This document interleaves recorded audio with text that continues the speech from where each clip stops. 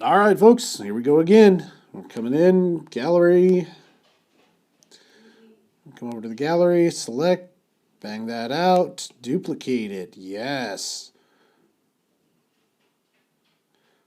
Close that. Change this one over to V5. All right, done. And away we go. So you kind of see how we're beginning to build this thing up. Now, one of the things I really like to do as a tattoo artist, I really liked to put lines in stuff, right? So I'm going to come in here now, and we're done. And I'm going to come in and I'm going to put one more layer in, and I'm going to move it up above the inking layer, and I'm going to rename it. I'm going to call it Detail Ink.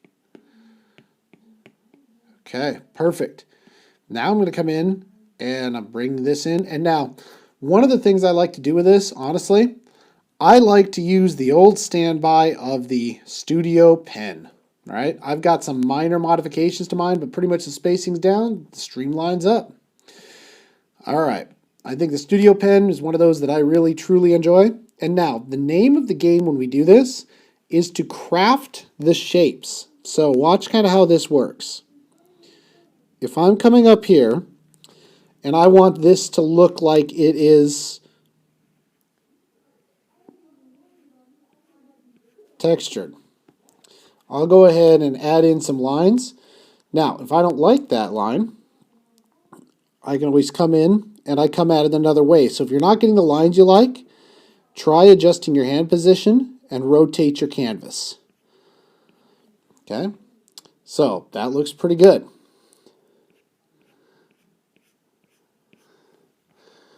Always zoom out, see what you're working with.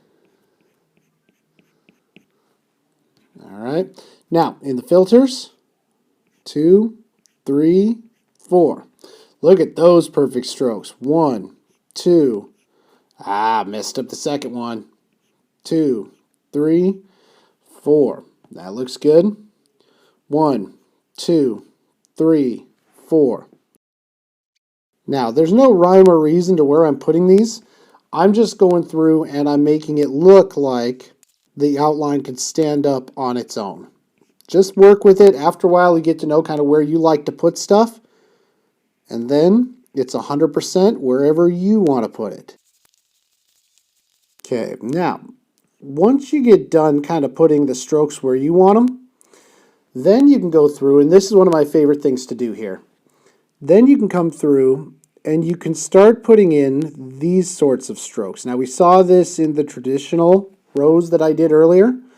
You see how I'm going through on the side of the highlights and I'm crafting in some good texture with that. This is what's going to separate your art from your competitors, right? This is that personal thing that allows you to really define your own style in terms of where you exist. Now, I'm not saying copy mine.